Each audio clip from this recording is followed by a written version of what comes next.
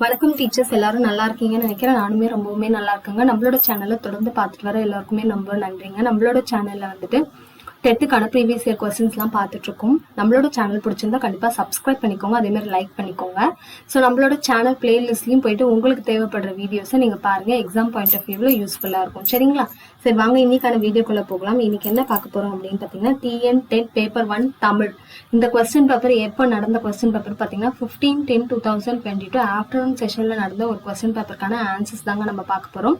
இது ரிலேட்டடாக ஏதாவது டவுட் இருந்தால் கூட நீங்கள் கண்டிப்பாக என்னோட கமெண்ட் செக்ஷன்ல கேட்கலாம். கண்டிப்பாக நான் ரிப்ளை பண்றேன். சரிங்களா? சரி, டைம் வேஸ்ட் பண்ண வேணாம், வாங்க வீடியோக்குள்ள போகலாம்.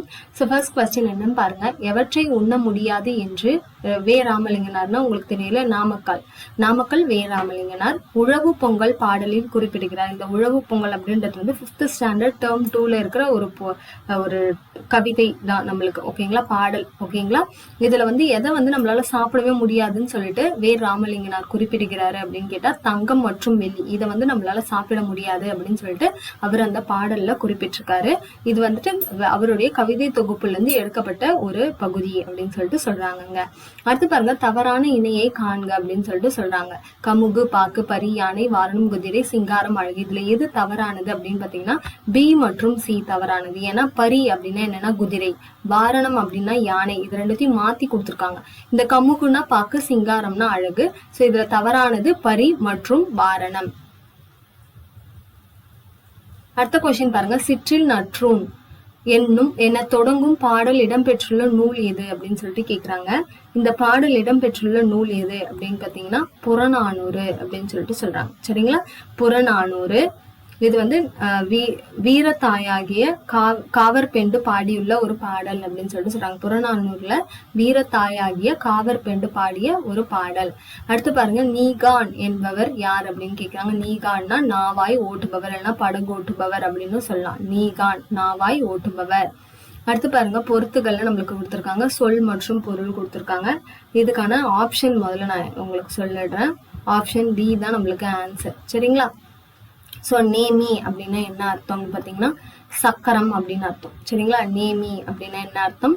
சக்கரம். நறுவி அப்படின்னா என்னன்னு சொல்றாங்கன்னா நறுமணமுடைய மலர்கள் அப்படின்னு அர்த்தம். நறுமி அப்படின்னா என்னன்னா நறுமணமுடைய மலர்கள்.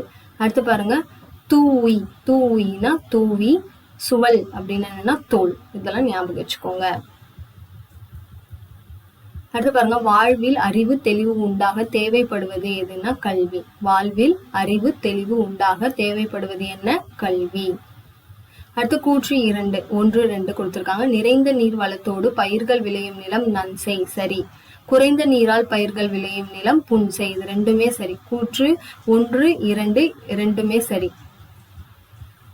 நன்சை நிலம்னா என்ன, புன்சை நிலம்னா என்னன்னு கொடுத்துருக்காங்க. அடுத்து நிறையிலான் கொண்ட தவம் அப்படின்றது என்ன அப்படின்னு சொல்லிட்டு கேக்குறாங்க. நிறையிலான் கொண்ட தவம் அப்படின்றது என்னன்னா புதரில் விதைத்த விதைக்கு அர்த்தம் அப்படின்னு சொல்லிட்டு சொல்றாங்க. சரிங்களா? இது எந்த இதுல இருந்து வந்ததுன்னா திரிகடகம்ல இருக்க ஒரு பாடலுடைய வரி தாங்க இது. இதுல என்ன சொல்ல வராங்க அப்படின்ட்டு பாத்தீங்கன்னா, நெஞ்சில் மனை நிறைவும் ஒழுக்கமும் இல்லாத ஒருத்தருடைய தவம், அதாவது நெஞ்சில அந்த மன நிறைவோ இல்ல ஒழுக்கமோ இல்லாத ஒருத்தர் மேற்கொண்ட தவம் வந்து ஒரு பயனற்றது. அது எப்படி பயனற்றதுன்னா, ஒரு புதருக்கு அடியில விதைத்த ஒரு பயிர் மாதிரி அது வந்து பயனற்ற செயல் அப்படின்னு சொல்லிட்டு திரிகடுக பாடல்ல குறிப்பிட்டதா சொல்றாங்க. அடுத்து சரியான மரபு சொற்றொடரை தெரிவு செய்க அப்படின்னா, சிங்க குருளையை குதிரை கொட்டிலில் பார்த்த குரங்கு அலப்பியது. அடுத்து பாருங்க, துருவி, கரிக்கோள் ஆகியவை எவற்றுடன் தொடர்புடையன? இது எல்லாமே எழுத்துடன் தொடர்புடையது. சரிங்களா? துருவி, கரிக்கோள் இது எல்லாமே வந்து இந்த பென்சிலை ஷார்ப் பண்றது அதுக்கெல்லாம் யூஸ் பண்ணுவோம் இல்லையா, அதுதான். தாட்கு என்ற சொல்லின் பொருள் என்ன அப்படின்னு சொல்லிட்டு கேக்குறாங்க. தாட்கு என்ற சொல்லின் பொருள் என்ன அப்படின்னு பாத்தீங்கன்னா முயற்சி. சரிங்களா? தாட்கு என்ற சொல்லின் பொருள் என்ன? முயற்சி. அடுத்த கொஸ்டின் பார்க்கலாம். பாரதிதாசனின் பிசிராந்தையார் நூல் என்னன்னு கேக்குறாங்க. அது வந்து ஒரு நாடக நூல். பாரதிதாசன் எழுதிய நாடக நூல் எதுனா பிசிராந்தையார் அப்படின்னு சொல்லிட்டு சொல்றாங்க. இதுல ரொம்ப இம்பார்ட்டன்ட் என்ன பார்க்கணும்னா, இந்த நாடக நூலுக்கு சாகித்ய அகாதமி விருது எப்போ வழங்கப்பட்டதுன்னா 1969 சாகித்ய அகாதமி விருது பெற்றிருக்கு. அடுத்து பாருங்க, யானைக்கும் பானைக்கும் சரி என்ற தலைப்பின் கதையில் நீ அறிந்த நீதி எது அப்படின்னு சொல்லிட்டு, இது ஒரு கதை இல்லையா, இந்த கதையோடைய நீதி என்ன அப்படின்னு சொல்லி கேக்குறாங்க. என்னன்னா, ஆத்திரக்காரனுக்கு புத்தி மட்டு அப்படின்னு சொல்லலாம், இல்லைன்னா கோபக்காரனுக்கு அறிவுரை தேவை இல்லை அப்படின்னு சொல்லலாம். அந்த கதையை படிச்சீங்கன்னா உங்களுக்கு தெரியும். நெக்ஸ்ட் பாருங்க, ஹைக்கூ என்ற புது கவிதையை எழுதியவர் யாருன்னா தமிழன்பன் அப்படின்னு சொல்லிட்டு சொல்றாங்க. ஹைக்கூ என்ற புது கவிதையை எழுதியவர் தமிழன்பன். அடுத்து பாருங்க, ரோஜா பூவில் டேஷ் என்ற நிறமி இருப்பதால் சிவந்த நிறத்தில் உள்ளது. ரோஜா பூ சிவந்த நிறத்துல இருக்கிறதுக்கு காரணம் என்னன்னு சொல்றாங்கன்னா, அந்தோசைனின் அப்படின்ற ஒரு நிறமினாலதான் அது வந்து சிவப்பு கலர்ல இருக்குன்னு சொல்றாங்க. அதாவது ரோஜா பூ நிறைய கலர்ல இருக்குல்ல, சிவப்பு நீலம் ஊதா வரதுக்கு காரணம் இந்த இதுன்னு சொல்றாங்க. அதுவே வந்துட்டு மஞ்சள் ஆரஞ்சு கலர்லயே நம்மளுக்கு வந்துட்டு ரோஜாக்கள் இருக்கு இல்லையா, அதுக்கு வந்துட்டு என்ன காரணம்னா அதுக்கும் ஒரு நிறமி தான் காரணம். அதுக்கு பேர் என்னன்னு சொல்றாங்கன்னா கரோட்டினாய்டுகள். ஓகேங்களா, நாய்டுகள். இது கர்சல் எழுதுறதுனால கொஞ்சம் ஹேண்ட் ரைட்டிங் டிஃப்ரெண்டா இருக்கும், ஸ்லோவாகவும் இருக்கும். Sorry for that. கரோட்டினாய்டுகள். சரிங்களா, இதனாலதான் மஞ்சள் மற்றும் ஆரஞ்சு நிறத்திலையும் ரோஜா பூக்கள் காணப்படுகின்றன. அடுத்து, காமராசரை கல்வி கண் திறந்தவர் என மனதார பாராட்டியவர் யாருன்னா நம்மளுடைய தந்தை பெரியார்.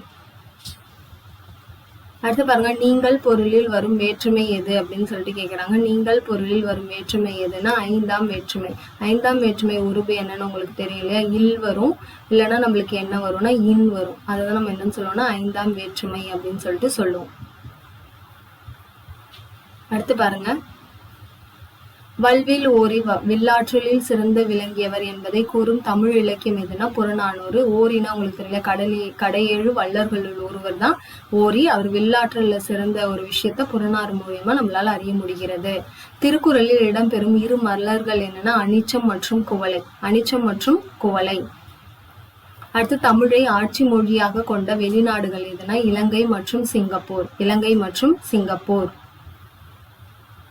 அடுத்து, காந்திய கவிஞர் என போற்றப்படுபவர் யார் அப்படின்னு சொல்லிட்டு கேக்குறாங்க. நாமக்கல் வே. ராமலிங்கனாரை தான் நம்ம என்னன்னு சொல்றோம்னா காந்திய கவிஞர்.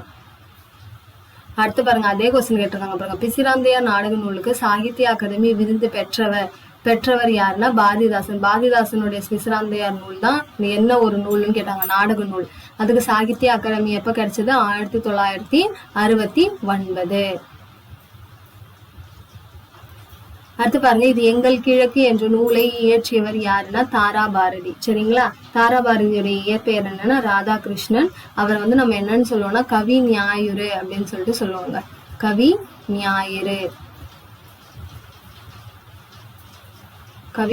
என்று அழைக்கப்படுபவர் தாராபாரதி, இல்லைன்னா ராதாகிருஷ்ணன். பொதியில் ஆயினும் இமயமாயினும் 17 அறியா பழங்குடி. இவ்வழி இடம்பெற்றுள்ள நூல் எதுனா சிலப்பதிகாரம். அதாவது பொதிகை மலையில இருக்கிறவங்களா இருந்தாலும் சரி, இமயமலையும் அதை சுற்றி இருக்கிற பகுதிகளில் இருக்கிறவங்க எல்லாருமே வந்து சிறப்பானவர்கள் அப்படின்னு சொல்லிட்டு சிலப்பதிகாரத்துல இளங்கோவடிகள் குறிப்பிட்டிருக்காரு.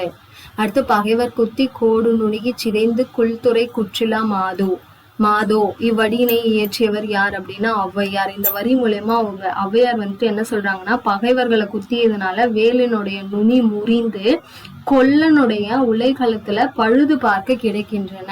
அதாவது நம்மளுடைய போர் திறமைகளை பற்றி ஔவையார் வந்து குறிப்பிட்டிருக்காங்க.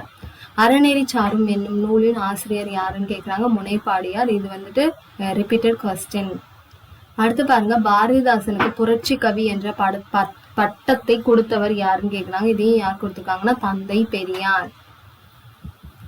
அடுத்து பாருங்க, சீறி அடித்து சுழன்ற அலைகளில் சிக்கிய ஒரு படகாய் தடுமாறி இழைத்து மடிந்த மகாகவி தன் சரிதம் உரைப்பேன் என்று பாரதியாரோட வாழ்க்கைய வந்து ஒரு லைனா சொல்லணும்னா இப்படிதாங்க. எப்படி வந்து ஒரு படகு வந்துட்டு அலைகள்ல மாட்டி தடுமாறி அது வந்து இதுவாகுமோ அந்த மாதிரி மகாகவியோடைய வாழ்க்கை வந்து ஆயிடுச்சு அப்படின்னு சொல்லிட்டு அவரை பத்தி சொன்னவர் யாருன்னு கேக்குறாங்க. அவரை பத்தி சொன்னது யாருன்னா தமிழ் ஒளி. சரிங்களா, அவர் தான் பாரதியாரோட வாழ்க்கையை பத்தி இந்த லைன்ல சொல்லியிருக்காரு. அடுத்து, பின்வருவனவற்றுள் ஒன்று தாராபாரதியின் படைப்பு ஆகும். இப்பதான் நம்ம பார்த்தோம், இது எங்கள் கிழக்கு அப்படின்றது வந்து தாராபாரதியோட படைப்பு. அதே மாதிரி கண்ணன் பாட்டுனா பாரதியார்து, குடும்ப விளக்குனா பாரதிதாசனுடைய படைப்புகள். அடுத்து கடைசி கொஸ்டின் பாருங்க, மாணிக்க பரல்கள் கொண்ட சிலம்பினை அணிந்தவள் யாருன்னு கேக்குறாங்க. யாருன்னா கண்ணகி. சிலப்பதிகாரத்துல கண்ணகி அணிந்திருந்த சிலம்போடையில என்னென்ன பரல்கள் இருந்தது, மாணிக்க பரல்கள் இருந்தது. ஸோ டீச்சர்ஸ், இந்த வீடியோ உங்களுக்கு யூஸ்ஃபுல்லாக இருக்கும்னு நினைக்கிறேன். நம்மளோட சேனல் பிடிச்சிருந்தா கண்டிப்பாக சப்ஸ்கிரைப் பண்ணிக்கோங்க. மேலும் ஏதாவது உங்களுக்கு டவுட்ஸ் இருந்தால் என்னோட கமெண்ட் செக்ஷனில் கேளுங்க, கண்டிப்பாக நான் ரிப்ளை பண்ணுறேன். ஸோ தேங்க்யூ ஃபார் வாட்சிங்.